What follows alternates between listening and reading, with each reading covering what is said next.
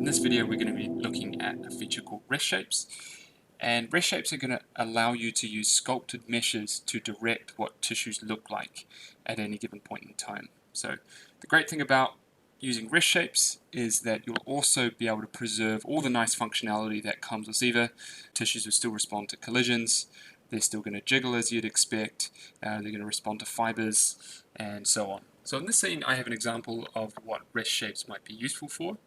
So if I have this tissue selected here and I scrub the timeline, you're going to see that there's some bone motion and that there's a fiber on here, and when this curve gets shorter we're using line of action to fire the muscle, and we've got a pretty nice bulge shape here out of the box. But if we wanted to have more precise control over what the bicep is going to look like when it's flexed, we can use a rest shape to do that. And so for this use case, what you would do is take your simulated bicep and duplicate it, and then use the Maya sculpting tools to go in and sculpt in your fancy bicep flexed shape. And so I already have this prepared, so we can hide that. And here's my sculpted mesh here. So I've really tried to accentuate the short and the long head of the bicep and created a bit of a valley here between the two portions of the muscle. And so the temptation at this point is to say, great, we've got our sculpted shape, let's just add it to the tissue as a rest shape. And for many use cases that would actually be fine. So I can show that now, and then I'll show afterwards how we can do even better. Okay, so to add this mesh as a rest shape, I'll come back to the solver start frame, and I'll select the tissue and then shift select the target object. And then in the Ziva menu, I can come down to Add Tissue Property, Rest Shape. And if we look in the channel box now, you can see that this tissue has an associated Z rest shape node. And you can see my R bicep tissue sculpt is now a target, and by default, it's set to 1. So if I was to solve one frame of this now, you're going to see the tissue jump into the shape of this. So what's happening with this is Ziva's trying to fit the rest shape of the tap mesh to your target shape. So you can see here that it gets a little bit spiky or a little bit noisy as we jump into the fitted rest tap mesh shape. So if we look at the Z rest shape node, you'll see that there's this surface penalty attribute, and the higher this value, the harder Ziva is going to try to create a rest tap mesh shape that creates a surface mesh that matches your target. So if we were to lower this value here to say 10 to the 4, the tap mesh itself is going to be less noisy, clear the cache, but you might lose a little bit of precision when matching the target shape. So the other thing you'll notice is that the attachments are still being respected, fixed and the sliding attachments. And as we step through, you'll notice that the fibers are also working. So what should become obvious now as well is that on frame 30, where we duplicated the mesh last time, you can see that it's now not matching what our sculpted shape looks like. And that's because the fiber is now acting on top of the mesh in its newly adjusted fitted tap mesh state. So what we need to do in order to get these two meshes to match more closely is we actually need to extract out a corrective shape. So this is a bit like extracting out corrective shapes when you're working with PSDs, front of chain blend shapes. We can use a tool in Ziva to negate the effects of the fiber and then the local deformations as well, and create a neutral corrective shape that we can then feed in as a rest shape and get much closer to where we want to be. So in order to do that, I'm going to go back to the solver start frame. I'll delete this rest shape node that we have here. I'm going to duplicate the tissue in its neutral state because we need that in order to do the extraction. So I'll call this R bicep neutral. And I'm just going to move my sculpt back down. So for this to work, you can't have any transform information on the meshes that you're using.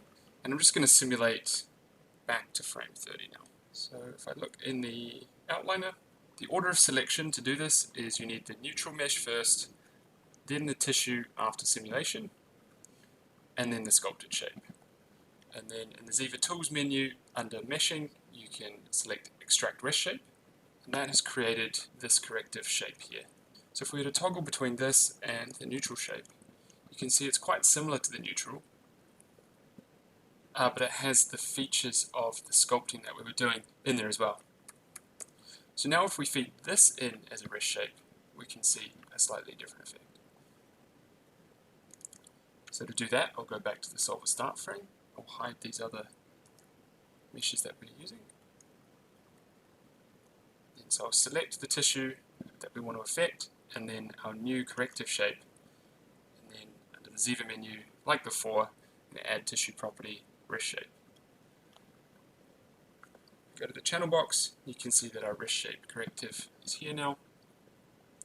And this time, I'm going to set some keys on here. So I'll set this to 0 first, and then as we're coming through here, I'm going to set a key on this frame, and then on frame 20 I'll set this to 1. I'll clear the cache, and now we should see that rest shape come in over time.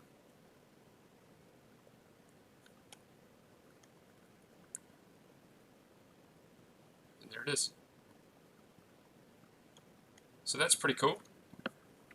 I can go a step further and attach this to a little rig that I've made.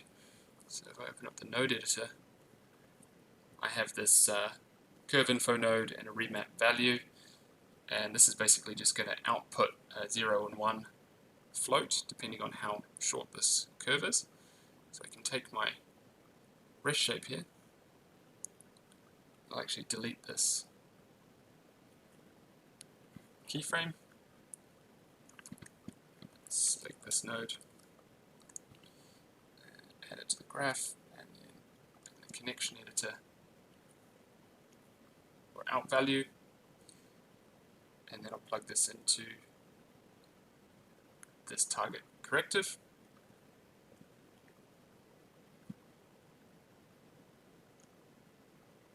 So that's pretty cool.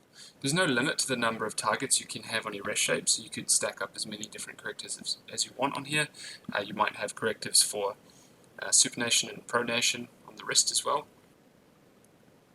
So the other thing with this stuff is that the targets feeding into the rest shape node are live. So just like with blend shapes, if we were to put a deformer or update the mesh that was feeding into this target here, we would see that reflected in the tip mesh fitting in the simulation. So to illustrate that, I can reset the timeline, I'll clear the cache, and then I'll give myself a few more frames here.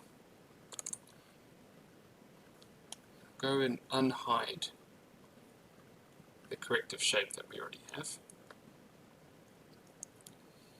And because this is still connected as a target to the rest shape, any changes that I make to it are going to be visible in the simulation.